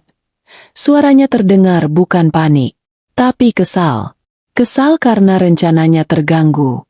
Udah, tapi nggak membaik. Kamu di mana? Cepet pulang, Git. Mbak takut. Iya, Mbak. Aduh, ini aku lagi di jalan. Tapi macet banget. Beneran deh. Mungkin 1 jam lagi baru sampai. Mbak, coba panggil dokter aja. Dokter? Kamu tahu Mas Satria nggak suka orang asing masuk rumah. Udah, kamu cepet pulang. Aku tunggu. Aku menutup telepon. Dia bohong, kataku pada Raka. Dia tidak terjebak macet. Dia hanya tidak mau pulang cepat. Dia kesal. Itu memberi kita waktu. Setidaknya 1 jam. Aku menelepon Satria. Mas di mana? Ibu sesak napas. Apa? Sesak? Kamu serius? Endira? Ini Mas lagi rapat penting banget sama klien. Nggak bisa ditinggal. Kamu panggil Gita. Gita kan? Gita kejebak macet. Mas, pulang. Aku takut. Sayang, tenang. Suaranya yang menenangkan, yang dulu kupuja, kini membuatku ingin muntah. Ibu itu mungkin cuma kaget. Coba kasih minum air hangat. Mas janji, selesai rapat ini, Mas langsung pulang, ya? Nggak akan lama. 1 jam. Maksimal 1,5 jam. Oke, kamu bisa kan? Tapi, Mas. Sudah ya, sayang. Mas harus pergi. Kliennya udah nunggu. I love you. Dia menutup telepon. Aku menatap Raka. Mereka tidak akan pulang. Mereka tidak peduli. Mereka sibuk. 1,5 jam. Lebih dari cukup.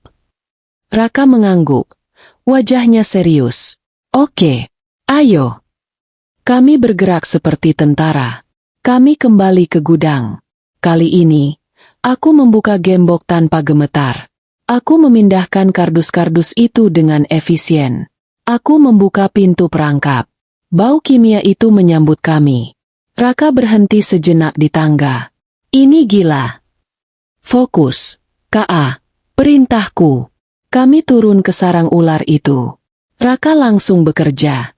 Dia seperti dokter bedah di ruang operasi. Dia membuka tasnya yang penuh dengan alat-alat canggih. Kamera pertama, di sini. Bisiknya, menunjuk ke sebuah lubang ventilasi kecil di langit-langit. Menghadap langsung ke meja lab dan kasur itu. Dia memasang kamera seukuran kancing dengan cepat. Mikrofon. Sensitivitas tinggi. 1 di bawah meja lab. Dia menempelkan sebuah chip kecil. 1 lagi di dekat kasur. Mereka mungkin bicara. Aku menahan mualku. Bagus. Mata Raka tertuju pada laptop. Hard disk itu. Kamu bilang ada hard disk. Itu, kataku. Raka tidak menyentuhnya. Dia mengeluarkan perangkat lain. Aku nggak akan ambil. Aku akan salin. Mirroring. Dia nggak akan tahu datanya disalin. Dia menghubungkan beberapa kabel. Proses penyalinan dimulai. Bar hijau itu bergerak sangat lambat. Berapa lama? Tanyaku cemas. 10 menit. Mungkin 15. 15 menit terasa seperti selamanya. Kami berdiri dalam diam di rubanah yang dingin itu. Hanya suara dengungan samar dari mesin penyalin data. Aku menggunakan waktu itu. Aku pergi ke kamar ibuku. Aku mengambil botol obat yang selalu disiapkan Gita di meja samping tempat tidurnya. Aku membuang semua isinya ke toilet. Aku membilasnya sampai bersih. Lalu aku mengisinya. Bukan dengan racun. Aku sudah mampir ke apotek setelah bertemu Raka tadi pagi. Aku membeli vitamin. Vitamin biasa, yang bentuk dan warnanya mirip dengan pil racun mereka. Ini adalah kemenangan pertamaku. Malam ini, ibuku akan minum vitamin. Bukan arsenik. Aku kembali ke rubanah. Selesai, bisik Raka.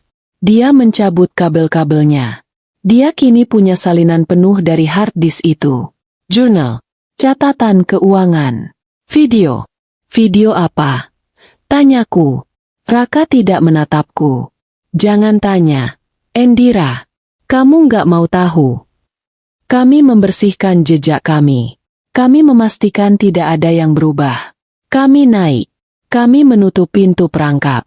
Kami menyusun kardus. Kami mengunci gudang. Saat kami hampir sampai di rumah utama, ponselku berdering. Gita. Mbak. Aduh, maaf banget. Ini beneran macet parah. Aku baru mau sampai. Ibu gimana? Aku tersenyum. Nggak apa-apa, Git. Udah mendingan. Tadi kayaknya cuma kaget aja. Udah bisa napas normal lagi. Oh syukurlah. Dia terdengar lega? Atau kecewa?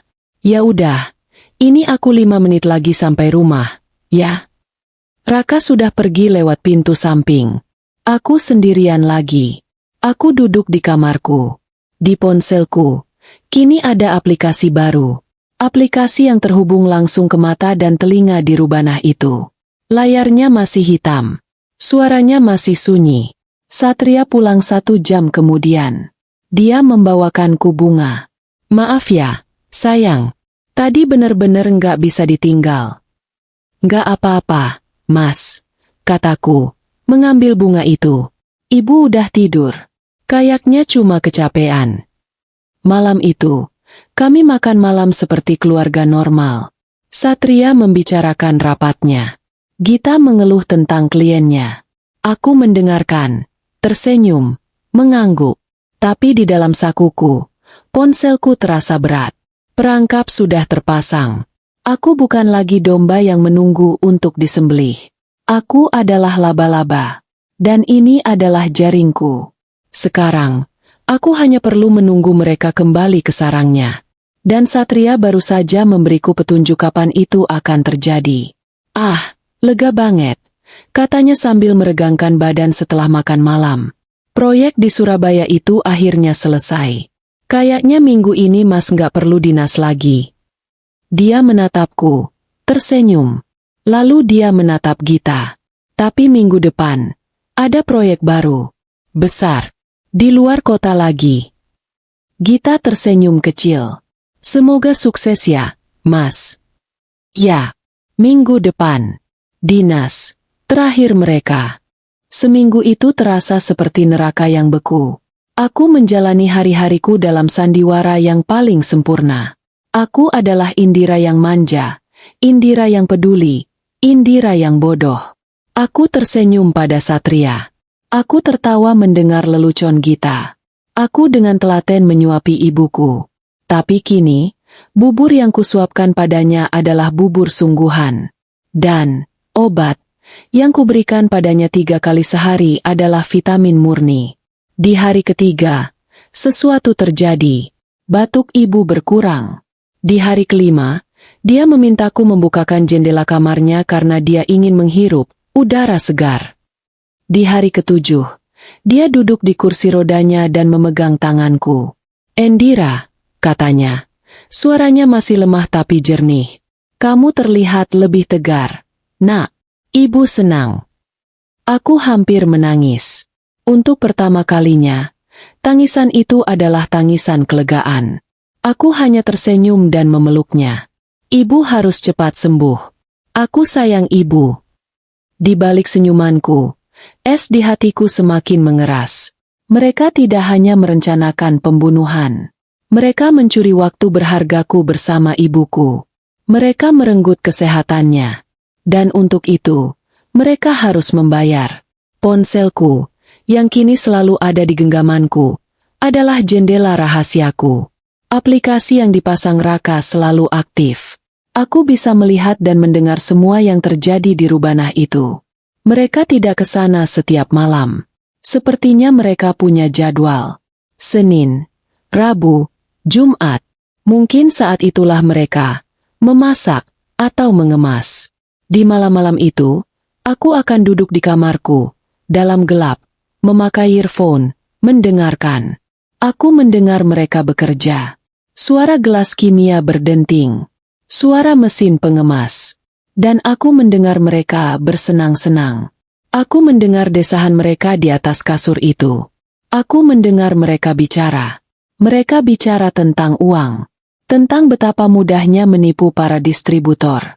Tentang betapa bodohnya orang-orang yang membeli obat diet palsu itu. Dan mereka membicarakanku. Mbak Indira hari ini lucu banget. Suara Gita terdengar. Terkikik. Setelah suara ciuman yang basah, dia pamer tas barunya. Dia pikir tas itu bisa menyelesaikan semua masalahnya. Dia nggak tahu kalau 3 bulan lagi, dia nggak akan butuh tas lagi. SSSTT. Suara Satria. Jangan bicara sembarangan di sini. Tapi ya, kamu benar. Dia terlalu polos. Polos atau bodoh? Tawa Gita lagi. Dia bahkan gak sadar kalau suaminya gak pernah benar-benar cinta sama dia. Hei, kata Satria. Aku sayang dia. Dulu, sebelum aku sadar apa yang sebenarnya kuinginkan. Sebelum aku sadar kamu. Gombal, desah Gita. Aku mematikan suaranya. Aku tidak sanggup mendengar lebih banyak lagi. Setiap kata adalah sayatan baru di atas luka yang lama. Raka sudah memberiku hasil salinan hard disk itu. Isinya lebih mengerikan dari jurnal yang kutemukan. Ada catatan keuangan lengkap. Rekening bank di luar negeri atas nama Satria dan Gita. Foto-foto. Dan video. Raka benar. Aku seharusnya tidak melihatnya. Itu bukan video perselingkuhan. Itu adalah video eksperimen mereka. Video yang mereka rekam di laptop itu. Video Satria yang sedang mencampurkan sesuatu. Video Gita yang sedang menguji racun itu. Pada seekor kucing liar yang mereka tangkap. Aku muntah di kamar mandi selama 1 jam penuh setelah melihatnya. Kucing malang itu mati perlahan. Kejang-kejang. Persis seperti yang mereka rencanakan untuk ibuku. Dan untukku. Mereka bukan manusia. Mereka monster. Dan malam ini adalah malam penentuan. Jumat malam. Minggu kedua setelah aku menemukan rubanah itu. Satria sudah berpamitan tadi pagi. Pamitan. Dinas. Terakhirnya. Pamitan yang paling manis. Dia memelukku lama sekali. Jaga diri baik-baik ya, sayang. Bisiknya. Ini proyek terakhir. Setelah ini, Mas janji, kita liburan. Berdua.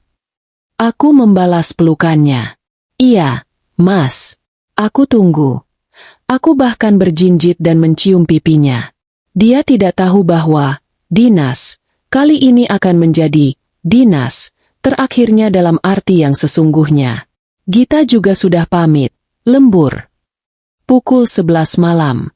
Aku duduk di kamarku. Lampu mati.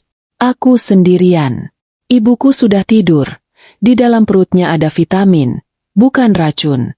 Di layar ponselku, aplikasi itu terbuka. Aku memakai earphone. Pukul 1 dini hari. Seperti jam yang presisi. Layar di ponselku, yang tadinya hitam pekat, mereka selalu mematikan lampu di gudang atas, kini sedikit terang. Pintu gudang terbuka. Nyi. Suara itu tidak lagi membuatku takut. Lalu, layar kembali gelap saat mereka menutup pintu gudang dari dalam. Aku menunggu. Klik. Pintu perangkap di rubanah terbuka. Lampu di rubanah menyala. Layarku kini terang. Aku bisa melihat semuanya dengan jelas dari kamera yang dipasang Raka. Satria dan Gita masuk. Mereka terlihat gembira. Mereka tidak langsung bekerja. Mereka berciuman. Ciuman yang panjang. Penuh perayaan. Satria kemudian pergi ke lemari es kecil di sudut. Aku tidak menyadari ada itu sebelumnya. Dan mengeluarkan sebotol sampanye. Sampanye. Mereka akan merayakannya. Untuk kita, kata Satria, mengangkat gelasnya. Suara mereka jernih di telingaku. Untuk kita, balas Gita. Terkikik, dan untuk masa depan kita yang cerah. Mereka minum. Aku nggak percaya ini hampir selesai, kata Gita, duduk di tepi kasur. 2 tahun, Mas. 2 tahun kita merencanakan ini. Dan semuanya berjalan sempurna, kata Satria. Dia duduk di sampingnya, merangkulnya. Rencanamu brilian, Git. Meracuni mereka pelan-pelan. Gagal jantung alami, untuk si tua Farah. Gagal ginjal, untuk Indira. Nggak ada yang akan curiga. Aku kan belajar farmasi, Mas. Sia-sia dong kalau ilmunya nggak dipakai, kata Gita. Dan Farmajaya Mandiri ayah pasti bangga, dikuburnya, perusahaannya dipakai lagi. Dia akan mati minggu depan, kata Satria. Dad, jantungku berdebar. Minggu depan, tanggal kematian ibuku. Akhirnya, desah Gita. Aku mau pura-pura jadi perawatnya. Menyuapinya. Membersihkan, menjijikan. Setelah dia mati, kita tinggal tunggu 3 bulan lagi. Indira. Indira gampang, kata Satria. Dia semakin hari semakin manja. Semakin bodoh. Dia terlalu mencintaiku. Dia akan minum apa saja yang kuberikan. Dan setelah itu, Gita berbisik. Setelah itu, sambung Satria, semua asetnya jatuh ke kamu. Adik satu-satunya. Dan aku, sebagai suami yang berduka, akan menikahimu. Kita akan jual rumah ini. Kita akan pindah ke Swiss. Kita akan hidup bahagia selamanya. Mereka tertawa. Mereka tertawa. Di atas rencana pembunuhan ibuku dan aku. Aku sudah mendengar semua yang kubutuhkan. Aku melepaskan earphone-ku. Aku tidak perlu mendengar lagi. Aku bangkit dari kursi. Tanganku tidak gemetar. Langkahku mantap. Aku berjalan keluar dari kamarku. Menuruni tangga. Aku tidak perlu berjingkat.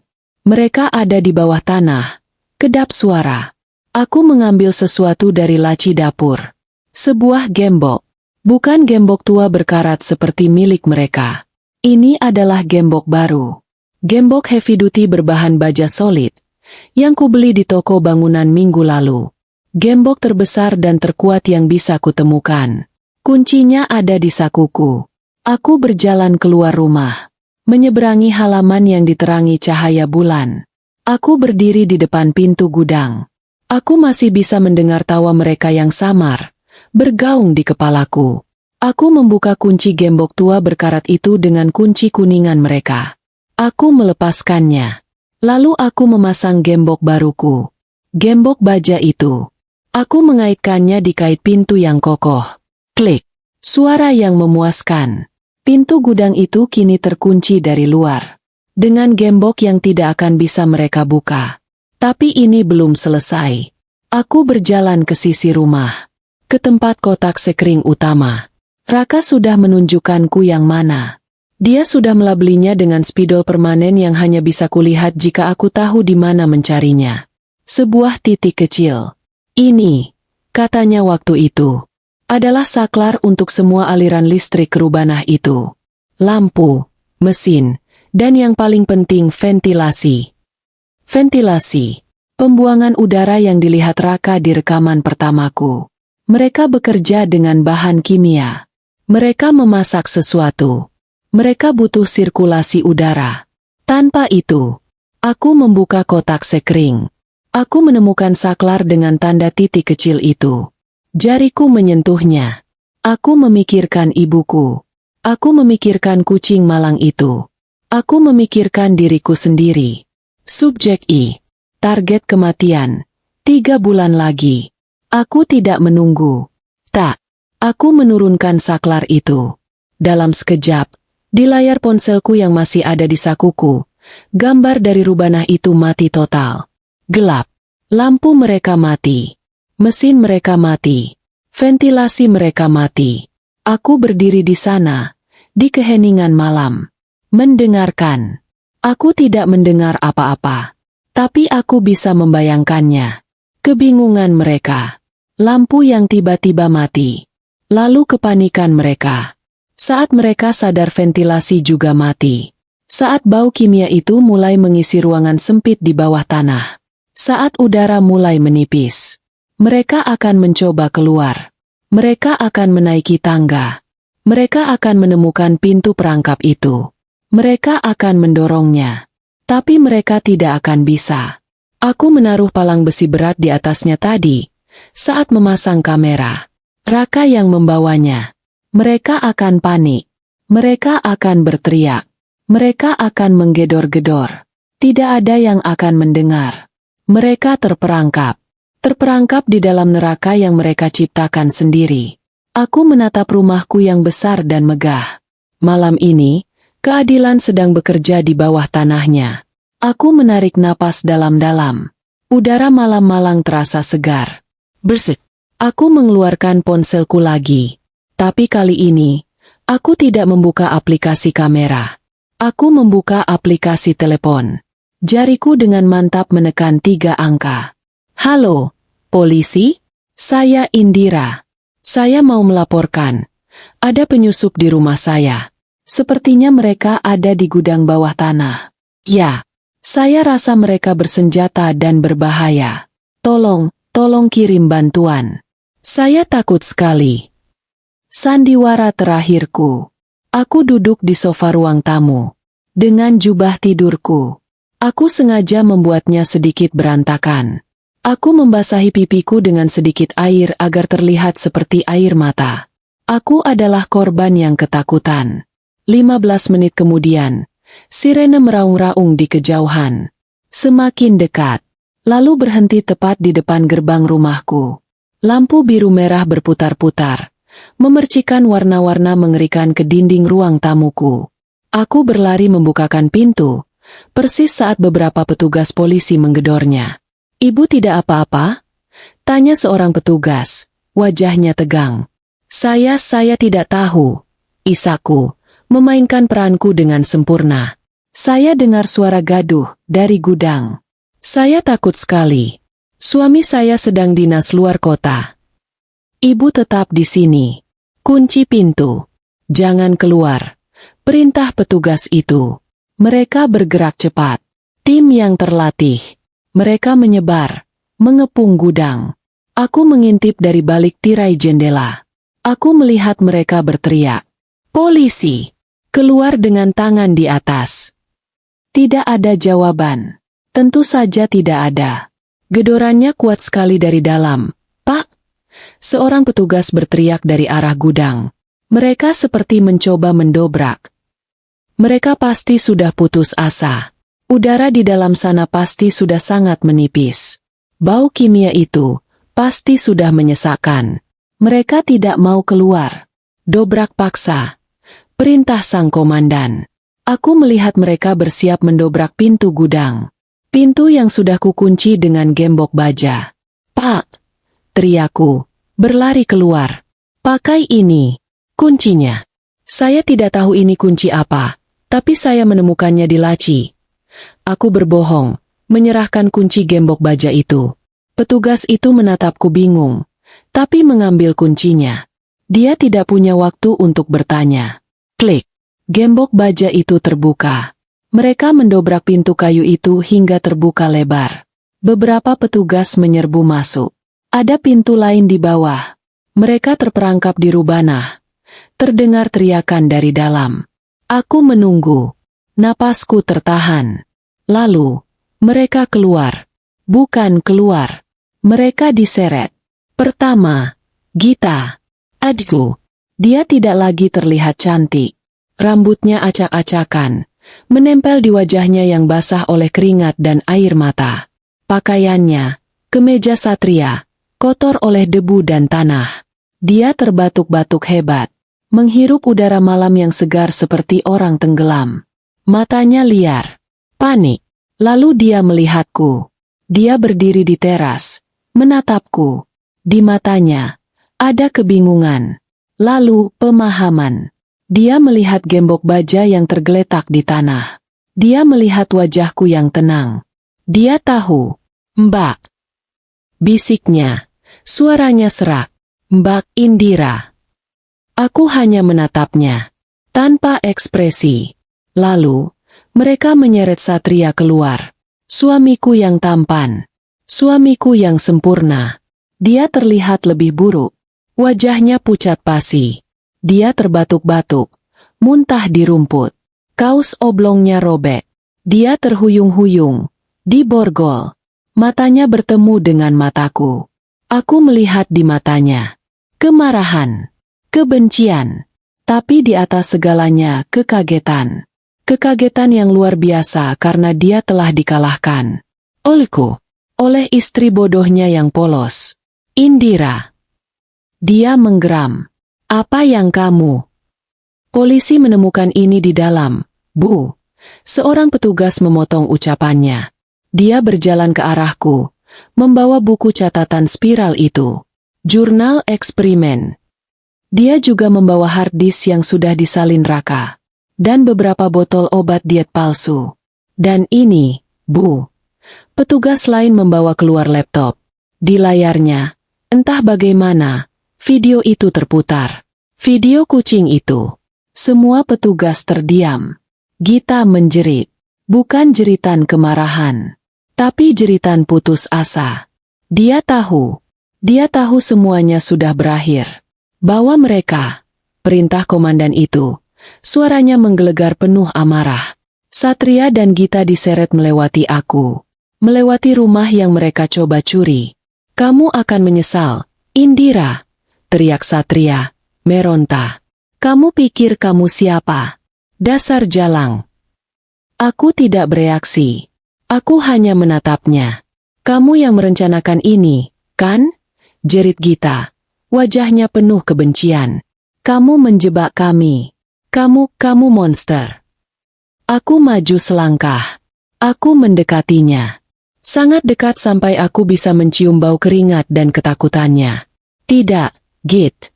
Bisikku. Sangat pelan sehingga hanya dia yang bisa mendengar. Aku bukan monster. Aku hanya subjek I dan aku tidak mau mati hari ini. Matanya melebar ngeri. Dia diseret ke dalam mobil polisi. Satria menyusul. Pintu dibanting. Sirene kembali meraung. Lampu-lampu itu menjauh. Lalu, hening. Aku berdiri di halaman rumahku. Fajar mulai menyingsing. Garis ungu dan oranye mulai mewarnai langit timur. Seorang petugas yang lebih tua menghampiriku. Ibu Indira, ini akan jadi malam yang panjang. Kita harus ke kantor polisi. Tapi sebelumnya ibu aman sekarang. Aku menatapnya. Dan untuk pertama kalinya dalam berbulan-bulan, aku tersenyum. Senyum yang tulus. Ya, Pak, kataku. Saya tahu. Akhirnya. Epilog. 6 bulan kemudian, pengadilan itu berjalan cepat. Dengan bukti rekaman dari Raka, salinan hard disk, jurnal fisik, sampel racun, dan kesaksian dari para distributor obat palsu, Satria dan Gita tidak punya kesempatan. Mereka mencoba saling menyalahkan. Satria bilang Gita adalah otaknya, seorang ahli farmasi gila yang memanipulasinya. Gita bilang Satria yang memaksanya, mengancamnya. Tapi rekaman suaraku, rekaman perayaan mereka di Rubanah, menghancurkan semua pembelaan mereka. Rencanamu brilian, Git. Meracuni mereka pelan-pelan. Indira gampang. Dia semakin hari semakin bodoh.